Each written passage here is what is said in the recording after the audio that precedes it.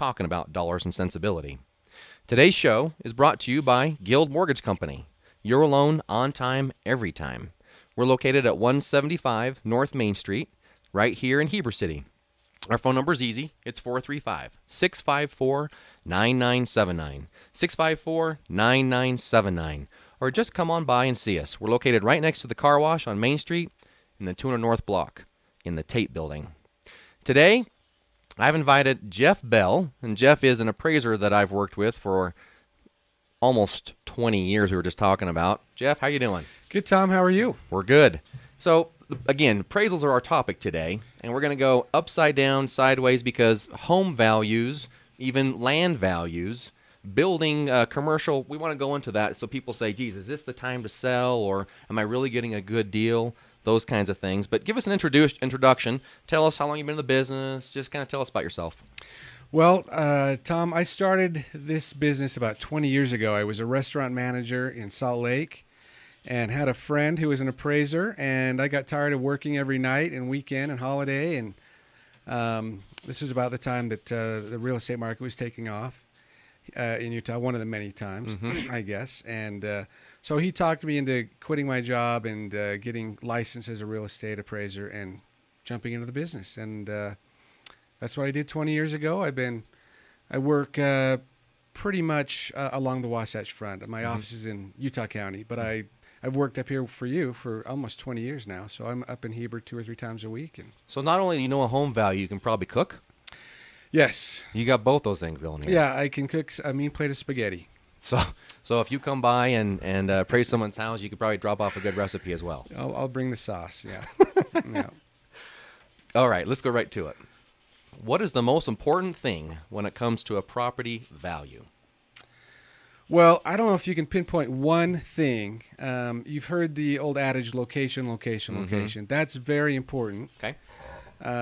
Because not most important? It's not most, Really? I wouldn't say, but because I've used the location comment. Yeah, it's a major factor. I mean, you could be a half a mile apart, but you could, one property could be in Timber Lakes and another one could be in Lake Creek Farms, same square footage, but two very different values. So location's important. The size of the home is also very important. The square footage is a major factor, and then obviously the quality of not only the construction but the finishes inside as well. So if someone is worried about their home and they're spending all their money in the concrete and the 2x4s, getting the best wood, that may not give us the best value in a home? No, there's a lot of things that, depending on what stage a home is in, that matter to a buyer. If you're building your own home from ground up, obviously the 2x4s or 2x6s are going to be important. The number of outlets, the number of lighting fixtures. Builders will charge an arm and a leg for upgrades. I mean, that's their bread and butter. And once you're in a home for a year or two and want to sell it, your new buyer doesn't care hardly anything about any of those things. As long as it's functional and standard for that age of home, he's not going to go around counting outlets or, Cat 5 connections or, Sure. He doesn't even, the light fixtures, he might not know that you spent an extra, $1,000 upgrading your light fixtures. He doesn't, that's not going to translate dollar for dollar. So somebody called me the other day and they're trying to sell their home and they said, people just don't understand. We built this home in 2007. That was back when all of the contractors were charging the premiums. So we're into this home this much. People need to understand that when they're trying to buy. What is your view of that comment? Yeah, a buyer doesn't care at all how much you spent on your home. That doesn't even play a factor.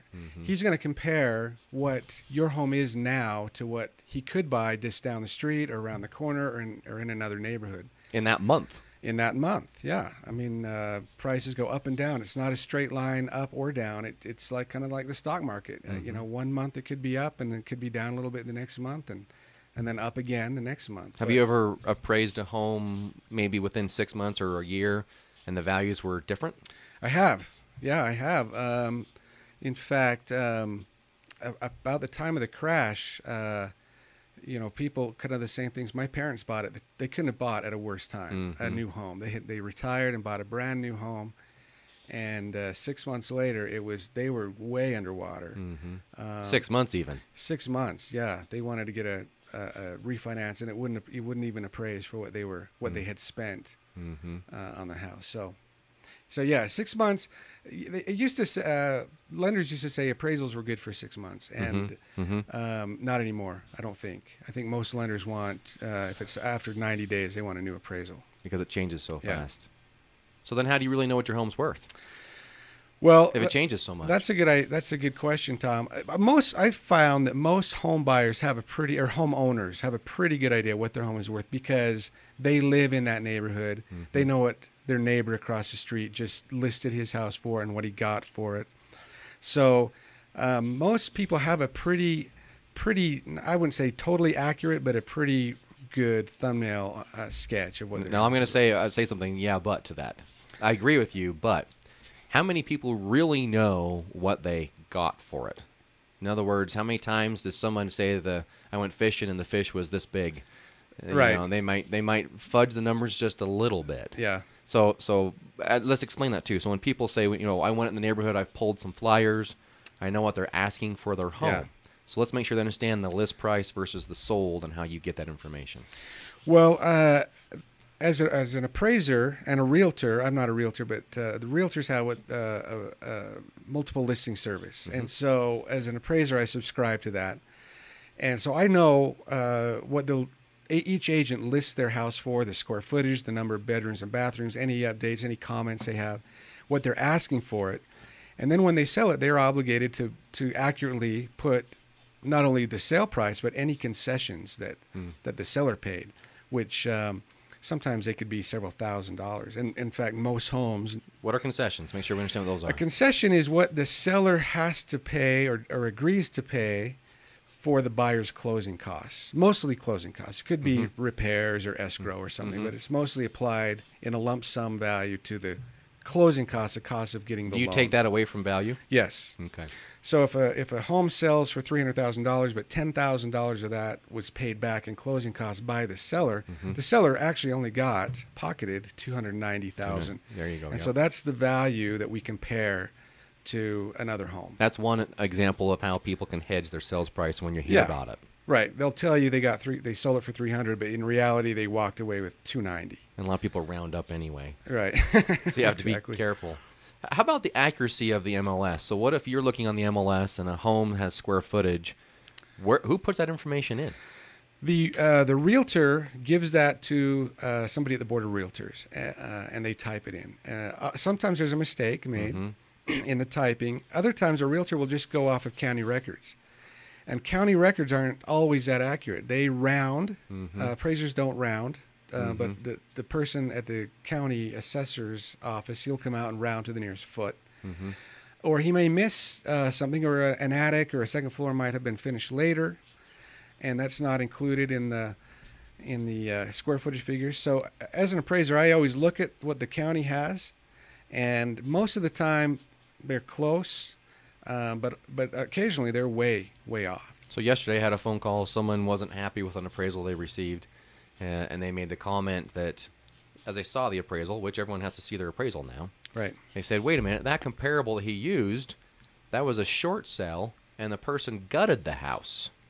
Why are they using that as a comparable sale? I just remodeled my whole house.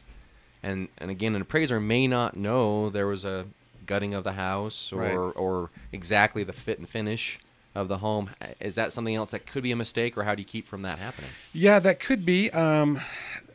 On the MLS now, most realtors will put a big photo array of the interior of the house. There might be 30 or 40 photos along with that listing that you can just look, and instead of having to walk through a house or rely on somebody's description, you can actually look at the kitchen in different angles and each bedroom and bathroom. So that gives you a pretty good idea.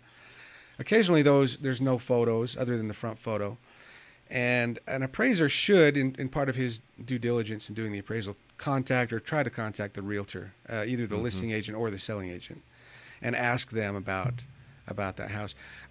Agents are supposed to put down any unusual circumstances in a sale, like a foreclosure or short sale, but they don't always do that. And so it's up to the appraiser really to kind of investigate as best as he can to give an accurate description. So it should be. Comparison. Should be. It should be. So tell me about the square footage. You alluded to that. You kind of even raised your voice when we said location, location, location, and then you said square footage is really important, and then you just mentioned that some things are not included in square footage.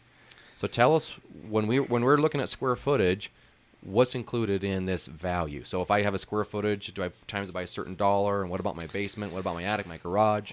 Well, that's another good question. A lot of times I'll ask somebody what their square footage is, and they'll give me a total square footage number, and that includes, sometimes they are including their garage. But in an appraisal, the square footage is kind of divided into three things. Gross living area, or GLA, and that's finished area on or above grade. So if it's a 2-story, it would be your main floor and your upper story. And then the basement is separated out and accounted for on a different line. And then the garage doesn't really, you measure the garage and tell you what the square footage is, but you're really valuing the capacity of the garage. How many cars will it fit? So a 400 or a 450 square foot garage doesn't really matter if they both fit 2 cars. But they're just valued pretty much the same. So if I expanded mine 3 feet this way, and I just fit my truck, who cares? Yeah, it doesn't matter that much. It might matter more to a buyer, but to an appraiser, or you're just saying it's a 2-car garage. If it's significantly more than 2, you could say it's a 2.5 car. You can fit a ATV or something in there and value it more. But exact square footages don't matter as much in a garage as it would in a. So do you have actual dollars when you have these 3 areas, GLA, basement, and garage? Is there a certain dollar value you use? Well, there's a range. Appraisers have kind of a standard range of values that they will apply, which is different than the way that a realtor would value a home. I know several realtors, and I'll ask them about a home, and they'll say, well, that home is about $95 a square foot. That's totally different than what an appraiser will value. I can't tell you how important this is, by the way. I've had this conversation with everybody, and everyone's got a different answer. Yeah. Well, so an appraisal, we come up with a value 3 different ways. The market approach, which is finding other sales of similar properties and kind of comparing features and size and that kind of thing. The cost approach, where we try to kind of segregate the costs, and that could be GLA. We try to estimate what the replacement cost of GLA would be, or the reproduction cost, actually. And then the basement, and then the garage, and then any deck, fireplace, finishes, additional features, air conditioning, that kind of thing. So all of those things are kind of separated out and accounted for on different lines. And then the third is the income approach. So if it's an income property or rental property, we estimate, we try to find other rental properties and figure out what a reasonable rent rate for that house would be, and then times it by a cap rate, and that'll come up with what it should be worth on an income approach. And usually those are pretty close. The cost, income, and market approach usually come in pretty close to each other. So answer me is there a dollar to use?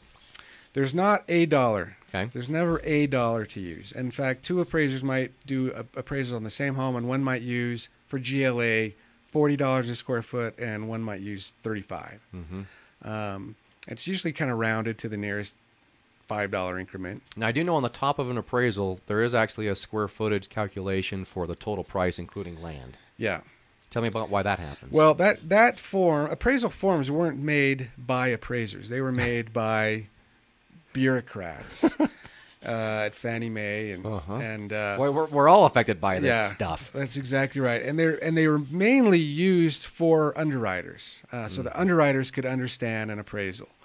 So a homeowner will get a copy of an appraisal oftentimes and be very upset or confused and say, this doesn't make sense. But the way the appraisal form is designed, it's designed so that underwriters can quickly look at things and compare it more apples to apples. So there's really no value to that number to an appraisal. All that is, it's an automatic calculation. What's the value of the home divided by the GLA, actually. Which could include a swimming pool, a lot of land or not a lot of land. Right. An old home, a new home, multiple garages and outbuildings and barns. It's just the total value of the appraised value of the house divided by the GLA. It's actually the price per GLA. Only the gross living area. Yeah, so they don't even account for the basement square footage on that. So it's worthless. It's a worthless figure. All this time. Yeah. All this time. Yeah. I thought it was worth so much. Well, but people no. will look at that and say, "Well, that's ridiculous. My house is worth a lot more or less than that," you know. And but it doesn't matter. It doesn't. Well, let me break for 1 second here. I'm going to let you guys know that we're listening to KTMP 1340 AM, and today's show is brought to you by Guild Mortgage Company.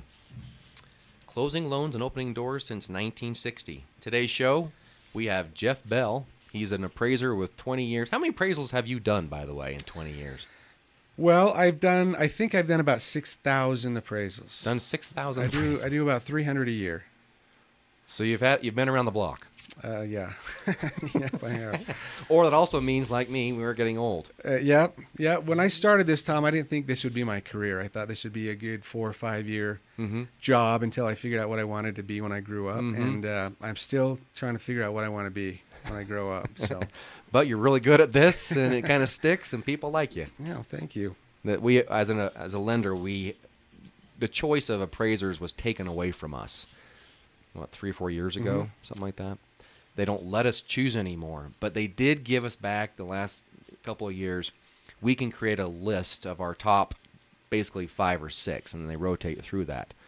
Always and forever, if Jeff Bell is on the list and we can get Jeff to do it, we just go, oh, thank goodness. Oh, thanks, Tom. Because he gets it. I've always said this, Jeff, and in fact, maybe I should have said this earlier to you to give you a compliment, but I've always said, of the 20 years I've been in business, and I see the situations where people buy a house, I see them refinance or whatever, and I see them sell. Jeff Bell's values have been the most spot on over those years of all the appraisers I've ever worked with. I'm like, he'll say a number, and every now and again, like I remember maybe 3 where somebody said, you know, he's up in the night, meaning you. Yeah. And I'm like, well, okay. And then inevitably in the next 2, 3, 4 years, something happens, or in 6 months or 3 months or something, and you'll come back and whatever you've done, I'm like, oh, that's exactly what Jeff said was going to happen. So I have a lot of trust and faith in what Jeff says with values. You just threw out a whole bunch of stuff, by the way, and it just came off your tongue with no, and I was writing down as fast as I could. So I wanted to do this. Okay, you said this. You said, to an appraiser, we might value it this, but a buyer might value it differently. Yeah. Explain that, because isn't that the end-all value? And what could be different? What could be different to a buyer that's different to an appraiser? Well, that's a good question.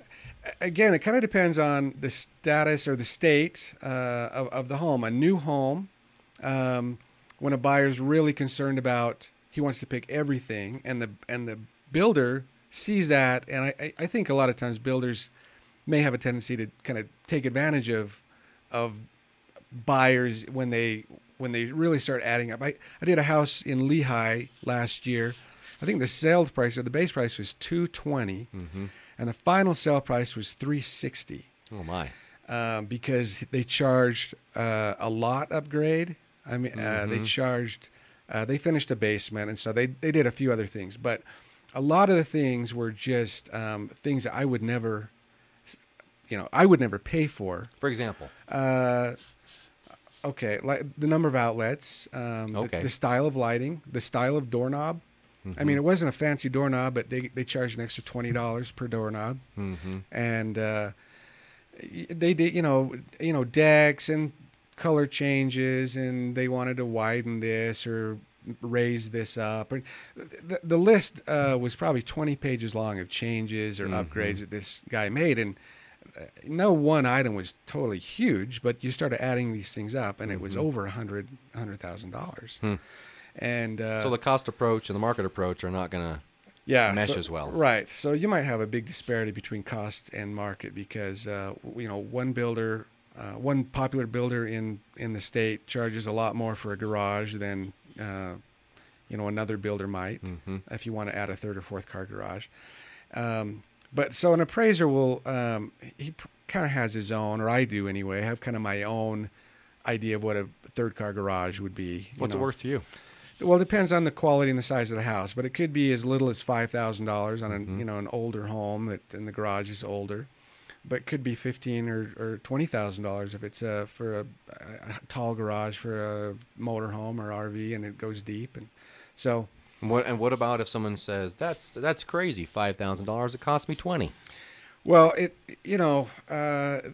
could cost 20 new, but a home that's 50 years old and it's a small garage and it's not worth 20. I mean, that would be 20% of the value of the house, if it's so you kind of have to take into account what an over improvement might be, something that's Define that. an over improvement is maybe like somebody who has a home in a neighborhood that's 40, 50 years old. Homes might be worth $150,000 in this neighborhood, and he spends $50,000 remodeling his kitchen or main floor. He'll spend a lot of money, and he'll get maybe a fraction of that back if he wants to sell. Because People who want to buy a home in that neighborhood aren't going to spend an extra $50,000 for that house with a nice kitchen. They might spend a little more. They might spend 20 more, but there's a point at which it just the price outpaces what most people in the market would. So I'm going to pay. repeat what you just said with a question because I want to make sure people understand this point. Okay. So my friend, he says he came and saw me and he says, we've outgrown our house. So we're wondering, should we remodel it and kick out the back, add a little space, redo the kitchen and stuff like that, or should we just go buy a new house? And then he also said, as he's thinking, okay, we might go get a new house, but we probably should still redo the kitchen, because it might sell better with a new kitchen. So there's kind of same question with two facets, same idea. What would you say to this friend of mine? Well, when it comes to expanding his house, probably one of the worst things you can do as far as dollar for dollar return is an addition to your house. Because when you're building a house, it's easy to expand a wall here or there because everybody's already there. All the workmen are there. You just pay for a little bit more concrete and a little bit more lumber at that time. But if you have to get people out and get more permits, 10 years later and get a whole new project started, you're going to spend a lot more money in overhead and just wasted money than you are going to recapture. So those costs are costs that you don't really see. You have to pay the overhead. You have to pay all these things that aren't real walls and the actual square footage. And that's why it costs more. Yes, especially if you have to move equipment in and keep it there at a site. When you're building a house, it's already there. You just spend a little bit more money for the labor. It's going to take a little bit longer. Plus the cost of deconstruction. Yeah, exactly. There's demolition, and then you got to haul away stuff and bring in new stuff. I had another appraiser friend of mine, Randy Millett, is a local guy. He was just talking to me last week. He was appraising a home in Draper. It was an older home, and the guy about doubled the size of his house in a recent addition. And he said he had receipts for over $200,000, but it was a pretty small house to begin with. So, he doubled the size of it. He got a lot more square footage for that house. He didn't want to move. He wanted to stay where he was. And so to him, it was worth it. But it wasn't worth what he spent. He lost a lot of value in remodeling versus if he would have just gone and found another house around the corner that was already the size he wanted. So to kind of make this a final comment, if you are tied to your house, you're emotionally attached, you love the neighborhood, you just love the big tree in the backyard, something like that, or I raise my kids here, okay, go ahead and spend the money. But if you're thinking about investment down the road of any sort to sell your home, move on, probably remodeling and adding on is not the best financial idea. Well, yeah, adding on certainly isn't. Remodeling can be done kind of cost effectively, I guess. Okay.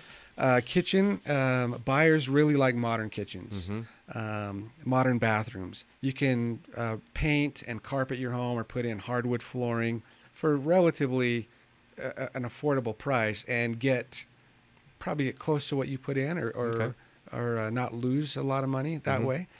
It's when you start knocking out walls and adding rooms or doing really fancy things. I was appraising a home once where they were taking away a bedroom because they wanted a larger laundry room. It was an older home down in Provo by BYU, and they just wanted to make it more functional so that they could rent it out to a bunch of students. But the kind of the way they were configuring things didn't make a lot of sense. They were wasting a lot of space. They were taking out a bedroom, which is a pretty valuable thing in a rental market, to put in another laundry area. And so I kind of told them, well, you're spending a lot of money, but you're you're actually diminishing the value of your home by taking away one of the bedrooms. And I'm not sure what they did, but they looked shocked when I told them that. So there are things that like if you take away a garage to turn it into a den or another family room, depending on what market you're in, that could be detrimental. A garage might be worth a lot more in a snowy market or wintry market or where people expect to have a place to park their cars. Even though it would turn into GLA. Even though. There are different qualities of GLA too. And you can have a nice home or a home that was built to standards, and then you decide you want to turn your garage into a man cave, and you do all the work yourself, and it's kind of homeowner quality, not doesn't quite fit the rest of the home. That's not going to be worth, you're going to take that in consideration in appraisal. And a buyer would, too. So if I want to rent out my house, I mean, people may have realized this, but if I want to rent out my house, the appraiser has something to say. You can actually analyze that. Tell us some of the stuff you go through to see what would be a good rent. If I'm going to rent, so the income approach. Well, so what I do when I do a rental approach or an income approach is I'll go ask in the neighborhood who's renting a house, and I'll usually find 2 or 3 within a few blocks that are kind of similar in style. This is where location comes in a lot too, because I don't want to go to Midway to do a rental analysis for Tint Meadows. Okay. It might be totally different. So you want to try to stay in the same general area. There's also rental companies that will supply information to appraisers. They'll rent homes and they'll sell you the information. Hey, this guy's renting this home from us, and this is what he's paying. So we will again calculate the square footage and the number of bedrooms and baths. Those are the primary things that people pay for rent. They don't necessarily pay for a fireplace or even remodeling, as long as it's big enough for their family and has enough rooms. That's what they're paying for. And then we'll do a kind of an apples to apples comparison. How many bedrooms does this have compared to that one? We'll have a standard adjustment for bedrooms. Bedrooms are huge, is what you're saying. I've heard that over and over. Bedrooms are the biggest thing in a rental thing. Square footage comes next, bathrooms comes next, and then you might do, are you on a busy street, or are you in a nice, quiet area? Do you have a yard for the kids to play with, or are you next to railroad tracks? So you'll compare a few things, or not as much as you'd compare on a regular appraisal. You're just trying to get a general idea. And again, you're comparing several homes, so you're not relying on just one home. You're comparing several, and so you're going to get a range. And then you'll try to see where the home you're looking at falls within that range. Is it more comparable to this house or this house? And somewhere in the middle, you come up with an estimated range. And then, you use what's called a gross rent multiplier. And that is a figure calculated by what other rental homes have sold for compared to what they were being rented for. And it gives you a number. It could be 140 or 150, somewhere in that kind of vicinity is typical. And you times that by what your estimated rent is, it gives you a value of your house. What would 140 or 150 represent? That's kind of a random number. That represents the amount of what you sold your house for divided by what it was being rented for at the time. And it gives you that kind of a number. 1.5. Okay. So it's kind of a cap rate. A cap rate. So you times what you expect to rent your house for by that cap rate or gross rent multiplier, and it gives you a number that should be pretty similar to a market approach and a cost approach. You're listening to KTMP 1340 AM, your hometown radio station. Today's show brought to you by Guild Mortgage Company. Your loan on time, every time. Jeff Bell, one of the appraisers here, does a lot of local business. for 20 years is teaching us how to value homes. Now, I got to ask a question. Even as we're leaving, Paul Royal says something about, we just got to find the appraiser who thinks the way I think.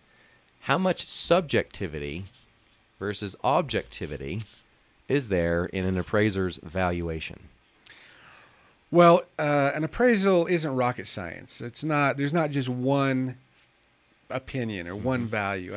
I think I told you before, two appraisers could appraise the same property at the same time and come up with a different value. And that's because in an appraisal, you are collecting, you're gathering information from a variety of comparables.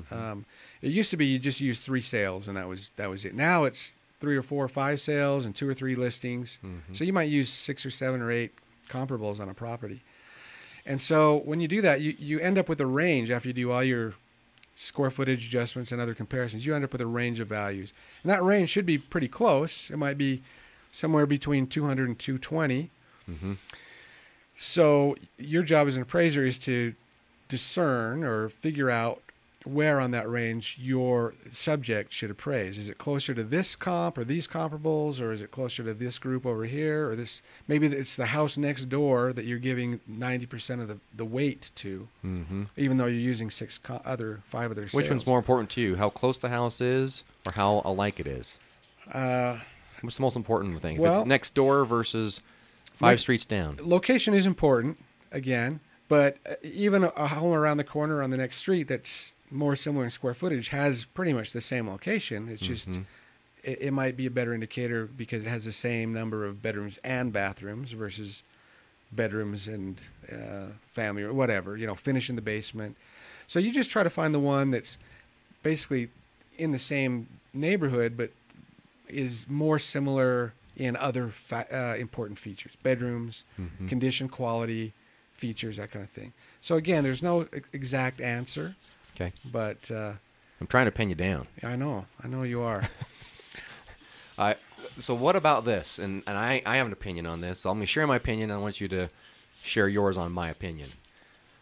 If I can avoid somebody from Salt Lake, maybe even Park City, depending on who, of course. There's a couple I like. But if they come with their Park City mentality or their Salt Lake mentality, some Utah County mentality, up here to the valley, they don't get it. And I hate that. Now, I know that you have an office in Utah County, but you've been working with me for 20 years. And for me, you understand the valley. So there's this subjectivity thing again. Example. So you and I had a transaction where I was forced to use an appraiser I've never met. In fact, he and I had to have words over the deal because it was so bad. It was the house on Stringtown, an older remodel. And he appraised some houses. So it was right there, brand new, over there next to Cascades at Soldier Hollow, nice location.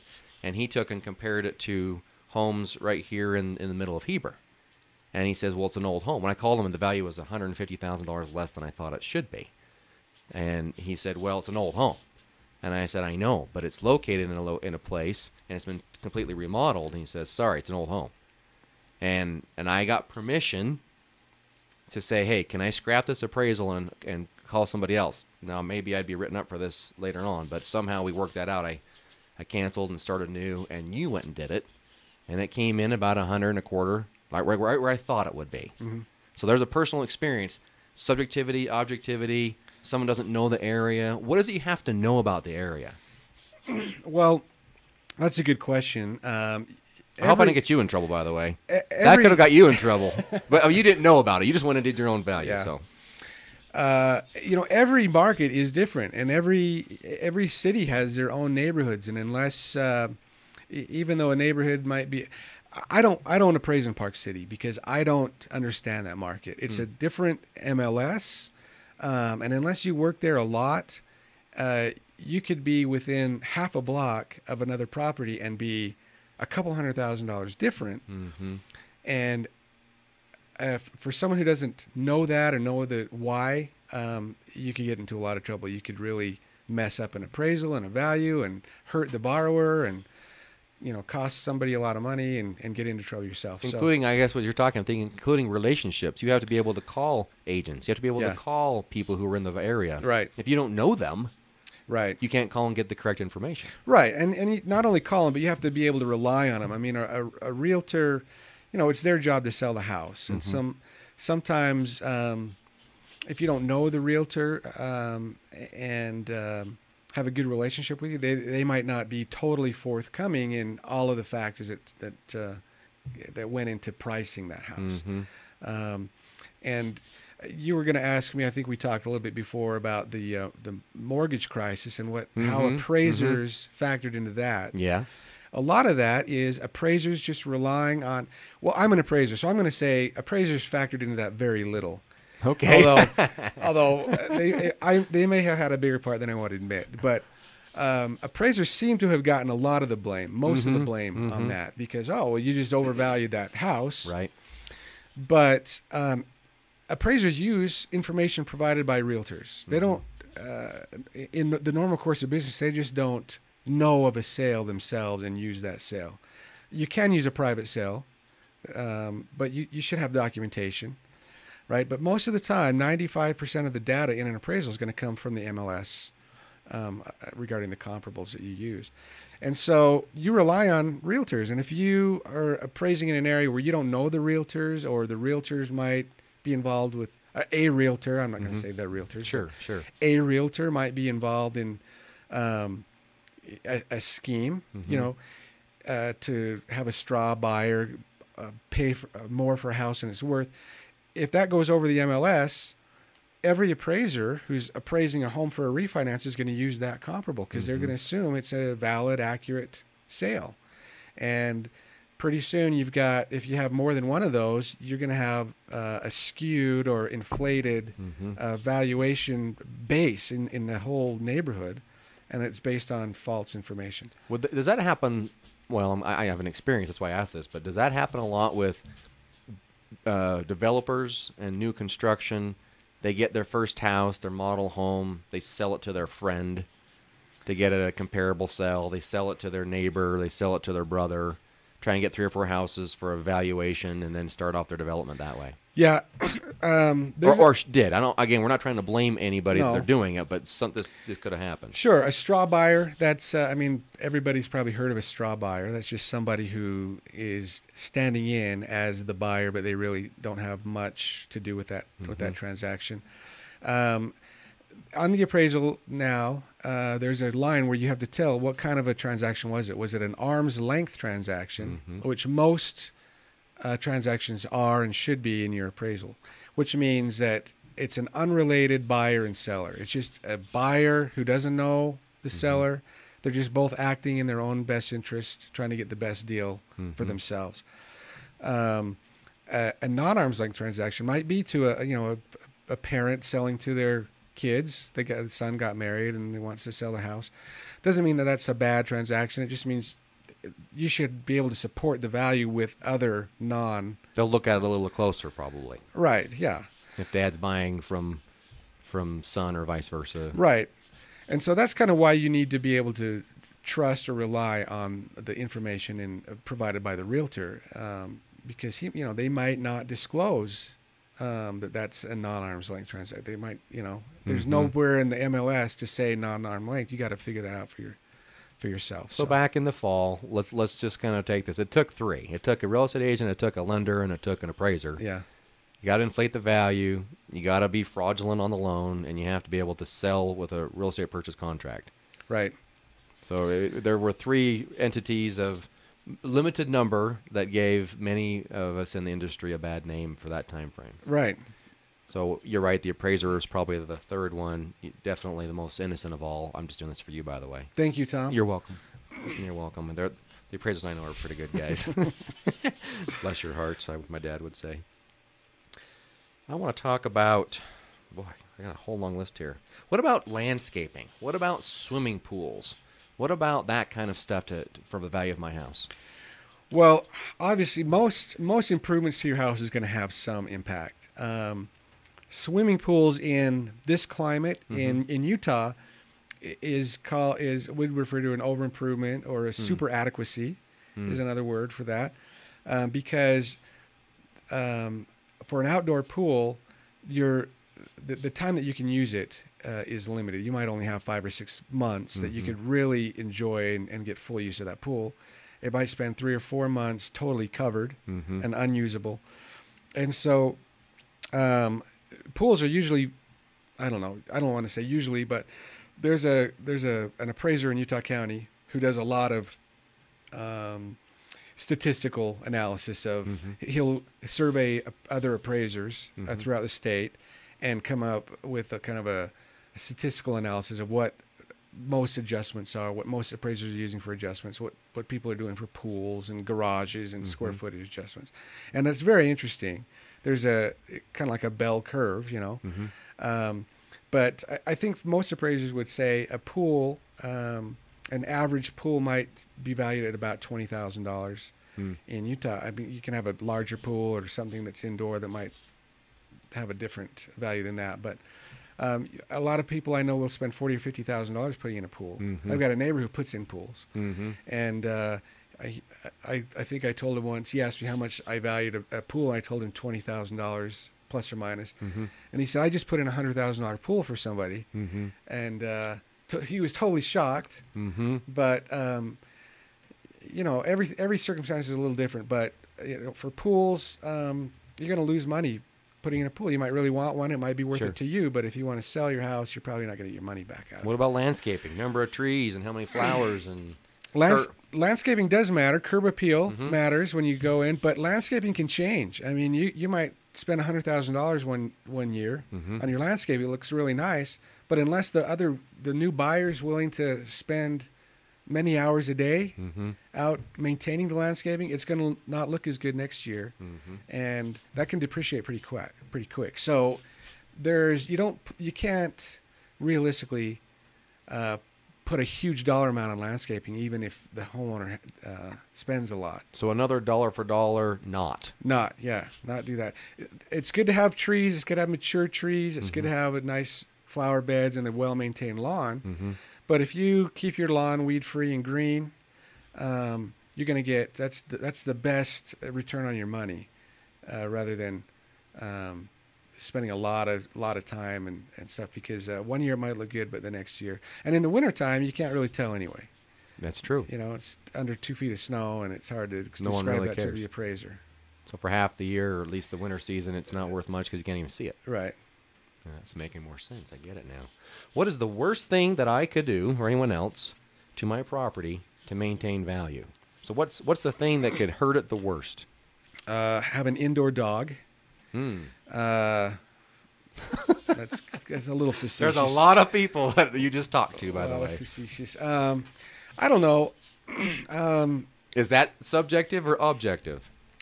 That's subjective, but it's also, I mean, a lot of times dogs are really bad on furniture. Furniture doesn't really matter, but carpeting and doors and the weather stripping under the door, and they can tear apart your blinds. I guess cats are kind of the same thing. But occasionally, it depends on the neighborhood, but I'll go into a neighborhood where every home has a dog in it, and you know, I don't want to take my shoes off because the carpet looks kind of bad, and it's that's more subjective than anything else. But you know, when you go into a home that's cluttered versus one that's clean, I tell people when I call for appointments, you know, you don't have to clean the house. You don't really have to do a lot to clean the house. But if it's really trashy when I go in and there's garbage all over the floor, that affects how I view that house as far as the condition of the house. If they're not maintaining the visuals, they're probably not maintaining, you know, the plumbing very well, or the lighting, or the other mechanical things of the house. It's not getting maintained very well. So I might have a tendency to not give it the highest condition rating that I could. And how much of a value is condition rating? Well, condition obviously is part of the, you know, quality matters, but condition also matters. So if you have a house that the faucet drips, or there's water on the floor next to the water heater, or the shingles are curling, or there's peeling paint on the door jambs or on the siding, there's going to have to be a lot of work done to it in the near future to kind of get it up or keep it in livable condition, I guess. And so that has a factor when you're trying to estimate the effective age of a house. you were talking earlier about an old house. It's been totally remodeled. Mm-hmm. Excuse me. Even though the actual age might be old, Mm-hmm. the effective age, which means what is it compared to now with the amount of remodeling and updating and So renovations? you're defining actual versus effective. Effective. Let's go for that in a little more details. We'll understand that. Okay. And actual age is the year it was built compared to what year it is now. It might be 90 years old. But 5 years ago, they totally gutted the house. They put a new roof on, all new windows. The kitchen's brand new. So that might have an effective age of 6 or 7 or 8 years versus 90 or, you know. And so it'd be better and more reasonable and realistic to compare that home to another home that might have the same effective age, either built 10 or 15 years ago without a lot of remodeling, or an older home that's had substantial remodeling. Mm-hmm. So that was the mistake of this other appraiser you were talking about, is he used a very old home in Heber and didn't take into account that the new home in Midway area was totally redone and remodeled and effectively at a much newer home now. So not necessarily against, but another facet to understand, when we're saying remodeling your home doesn't always give you dollar for dollar, but if it's a really old home and it's redone completely, Right. then you can get an effective age change. Yeah. And that will actually bring up, kind of like to date, the value. Sure. You might have old tube wiring, Mm-hmm. and you might take all the wiring out and put new copper wiring in. You might replace your old plumbing with new plumbing and put a new roof on, and take all the cabinets and countertops out of your kitchen and put a brand new modern kitchen in. That would be an effective age change. Okay. So people complain about you guys this way. They say, well, first of all, how much does it cost to get an appraisal? Let's do that first. Well, with the new system they have in place, they have appraisal management companies now. So you can't, Tom, you can't call me up and order an appraisal anymore. Right. You have to call an appraisal management company, and they'll randomly select an appraiser on their list and assign it out. Some appraisal management companies pay appraisers $250 per appraisal. Some pay $400. But then they'll also charge the lender a fee, and that might be $25. It might be $150. So I never know what a borrower's being charged. I only know what I'm making. And you probably have a better idea what borrowers are being charged. Oh, right? $500. $500. When I started, it was like $300. I remember. Right? And for the most part, what I take home on an appraisal hasn't changed in 20 years. For the most part. Some clients pay better than others, but on average, I'm making a little over $300 in appraisal. Huh. Okay, so with that dollar value, here's the complaint. Okay. So they see the $500. Yeah. And they say, my goodness, that guy, all he did was show up to my house. He walked through a couple things and left, and he got $500 for doing that. So give me the process, and then when you're in their home, what are you doing and why are you there? All right. I hear that a lot too. So, the typical home, it might be 3,000 or 4,000 square feet. I'll be there about half an hour, maybe 45 minutes. And what I do is when I go into a home, I walk through each room and I look at the finishes, the kind of the configuration, the condition. I look for obvious signs of problems, maybe a watermark on the ceiling or a crack in the drywall on the ceiling, or in a basement it might be water stains under the window well, under the windows, or big cracks in the concrete, which might be settlement problems. So I'm looking for readily observable deficiencies or defects. And depending on the size of the house, it might take me 20 minutes to kind of walk through each room. I'll take a picture of each room. I'll take a picture of anything that's kind of unusual or out of the ordinary, maybe an upgrade or something that's not working right. I'll open cupboard doors under the sinks to see if there's a musty or moldy smell that might indicate that there's a leak there. I'll look for kind of warped subflooring around a toilet or the base of the tub, or cracks in the tile in the shower. Just things that could be a problem. But yet you're not a home inspector. I'm not a home inspector. And a home inspector will be at a house 2 or 3 or 4 hours sometimes, and I'm there half an hour. You crawl in the attic? I don't crawl up in the attic unless it's an FHA, and then I'll get a ladder and I'll kind of put my head up there and make sure that there's insulation up there, that I don't see any holes coming through the roof, the rafters, to indicate there's a hole in the roof. But yeah, I don't crawl up in there. I don't crawl into a crawl space. I used to have to for FHA. Yep. And now they just say, just poke your head in and make sure it's clean. You're crawling in a 36-inch crawl space with you and all the Black Widows, huh? Exactly. Right. For $300. Yeah. I'm glad those days are gone. So Continue. Sorry. So those are the things, and then I'll go outside and I'll interview the homeowner, ask some questions about updating and things that he thinks might be important when comparing with his neighbors' homes. And then I'll go outside and measure the outside of the house. The square footage is done by the exterior measurements, not the inside. That's important. I should have asked that earlier. Unless it's a condo. Condo are done wall to wall from the inside. Okay. Because you only own the. Excuse me. You're running out of voice, aren't you? You only own the space in there, but a home is done from the outside. And take some pictures outside, and then you're done. That's just the first step of an appraisal, though. So you're into that about half an hour. With travel time to and from your office, it might be another hour and a half. But office time, I spend about 4 to 6 hours, depending on the size of the home, in actually office time to start writing it, to collect the data. I can collect most of the data online now. I used to have to go to the county for almost everything. And then ship it, deliver it electronically to the lender. So, and then once that's done, more often than not, the underwriter will have a question, or a price will change, or an addendum will be added to the contract. So you got to go back. Make a alteration or a revision or a correction somehow, and send it off. Explain what you've done. Add a comparable. Right. Yeah. Exactly. You might do a house that's bigger than all the other homes in the neighborhood, and so you can't find anything larger. And so you use things as close as you can and send it off. The underwriter might come back a week later and say, hey, go find another comparable in another neighborhood that has more square footage and add that.